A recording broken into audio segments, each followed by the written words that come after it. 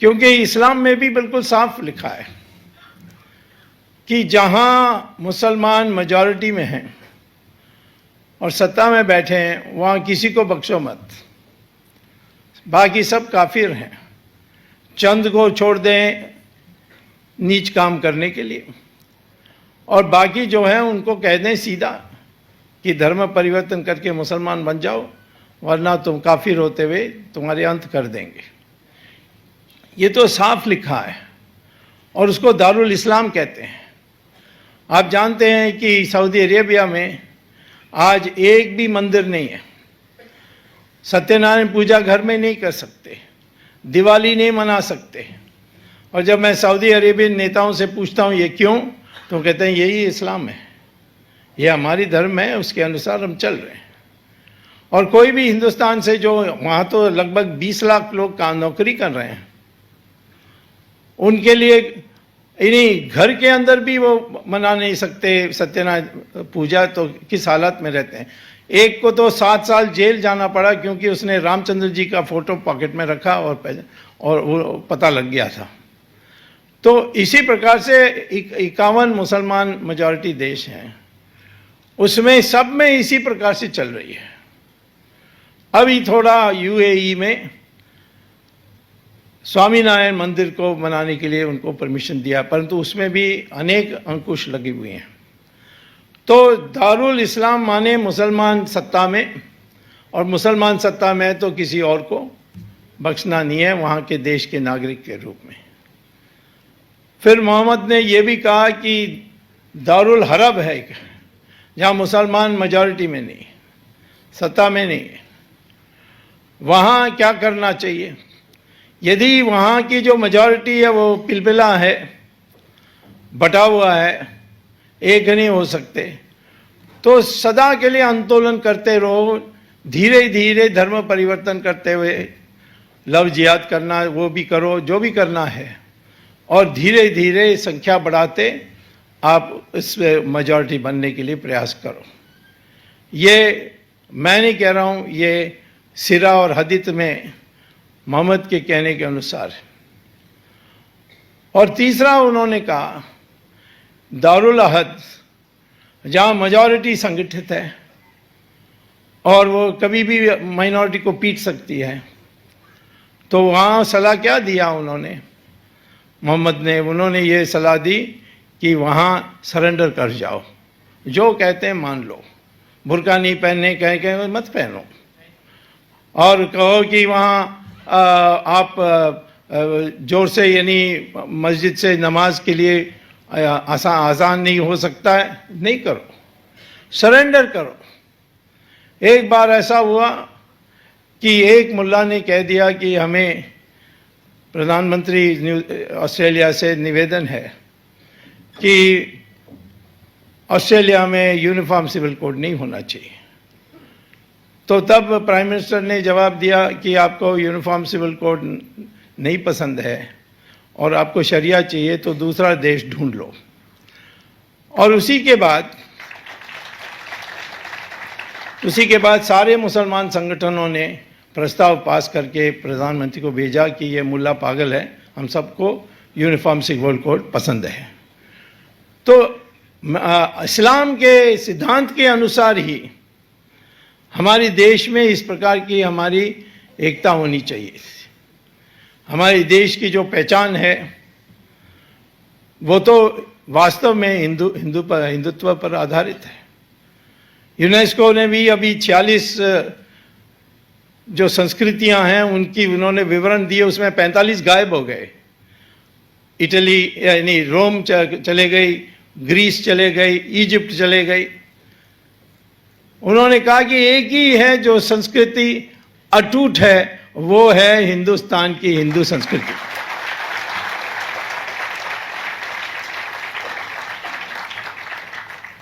तो इसीलिए मैं आज ये पूछने चाहता हूं कि 1947 में हमने सीधी बात कहनी चाहिए थी, इस देश में मुसलमान रहना चाहते हैं, रहने सकते हैं, परंतु आपका धर्म जो है वो इस्लाम हो सकता है। हम तो मानते हैं कि सब धर्म से भगवान प्राप्त हो सकता है।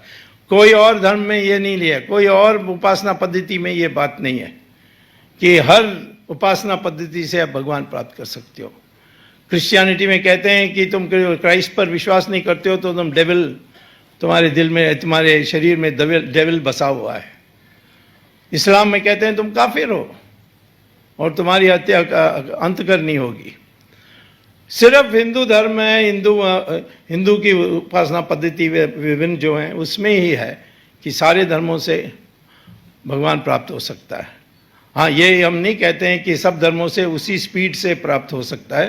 हम समझते हैं सबसे ज़्यादा हिंदू से ही हम जल्दी पहुंच सकते हैं। लेकिन ये होते हुए हमें उस समय स्पष्ट कर देना चाहिए कि हमारी अपनी विभिन्नता हो सकती है उपासना पद्धति में, परंतु संस्कृति में कोई फर्क नहीं होगी। और यही है, मैं देखता हूं कि बाकी कारण नहीं है तो मुसलमान भी ये मान लेता है। इंडोनेशिया में मैंने देखा है, उनका एयरलाइन का नाम है गरुड़ा, यहाँ एयर इंडिया, और वहाँ अनेक संस्कृत नाम जगह जगह में। जकार्ता उनका जो राजधानी है, वहाँ मेन सेंटर में कृष्ण भगवान रथ में बैठ के प्रवचन कर रहे हैं और कृष्ण और अर्जुना सुन रहे हैं। ये मेन क्रॉसिंग में जो मेन सेंटर की जकार्ता के मेन सेंटर उसमें है, और वो बुरा नहीं मानते। एक बार मैं कॉन्फ्रेंस में गया था, मेरे बगल में, जब मैं मिनिस्टर था तो मेरे बगल में बैठे थे इंडोनेशिया का फाइनेंस मिनिस्टर, और क्योंकि इंडोनेशिया आई से है और इंडिया भी आई से, तो बगल में बैठाते हैं। इजराइल भी इस तरफ था। तो मैंने इस इंडोनेशिया के मंत्री से पूछा कि मैंने सुना कि आपके देश में आपने एक नया नोट, करेंसी की नोट निकाली है 20,000 रुपये की, रुपया की, उसको रुपया कहते हैं, और उसमें आपने गणेश का चित्र रखा है। तो आप तो मुस्लिम देश हो, अब ये गणेश का चित्र क्यों रखा है? तो उन्होंने कहा कि हम 1997 से हमारी करेंसी की वैल्यू घटते जा रही थी बहुत तेज़ी से, और हमने बहुत प्रयास किया, कुछ नहीं रोक सका, किसी ने विघ्न नहीं पैदा कर सके उस पर। तो फिर किसी एक हिंदू पंडित आया था बाली से, उसने हमसे कहा कि आप इस करेंसी की गिरावट को रोकने चाहते हैं तो एक नया नोट छपवाओ 20,000 का रुपया का, और उसमें गणेश का चित्र छाप दो तो ये रुक जाएगा। तो हमने कहा कि सब कुछ हमने ट्राई किया, कुछ नहीं हुआ, तो ये भी ट्राई करके देखते हैं। और आज भी आप जो इंडोनेशिया में जाएंगे तो 20,000 के नोट में गणेश की चित्र छपी हुई है। वो तो ओपनली कहते हैं हम तो मुसलमान हैं, हमारी जो मज़हब है वो तो मुसलमान इस्लाम है, परंतु हमारी संस्कृति हिंदू संस्कृति है। तो इसीलिए मैं कहता हूँ कि हम तो ये नहीं कहते हैं कि सब हमने हिंदू धर्म को मानना चाहिए, हिंदू उपासना पद्धति को मानना चाहिए, परंतु संस्कृति तो एक ही हो, इस मिट्टी की संस्कृति। और आखिर में ये मुसलमान कुछ भी कहें, हमारे देश में उनका पूर्वज कौन है, उसका एक ही रास्ता है टेस्ट करने के लिए, वो है डीएनए टेस्ट। और जो जर्नल ऑफ जेनेटिक्स है यूनिवर्सिटी कैम्ब्रिज, उसने रिसर्च किया, उसने यही रिसर्च में पाया है कि सारे हिंदुस्तानियों का डीएनए एक ही है। कन्याकुमारी से कश्मीर और जामनगर से डिब्रूगढ़, सारे इंडियंस की जो डीएनए एक ही है। किसी का रंग अलग हो सकता है, धूप के निकट में है तो थोड़ा काला होगा, और बर्फ़ों के हिमालय में रहोगे तो उतना काला नहीं होगा। इस प्रकार से फर्क हो सकती है, परंतु जो डीएनए है वो जो आपकी पैदावार के टाइम पर फैसला करती है आप किस प्रकार के व्यक्ति होंगे, वो एक ही है हम सब लोगों का।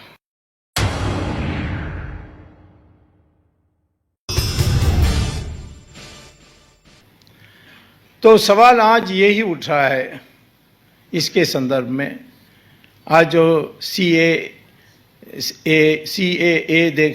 के बारे देख रहे हैं, NRC और भी NPR, ये सारे जो विषय उठाई जा रही हैं उसको विवाद बनाया जा रहा है।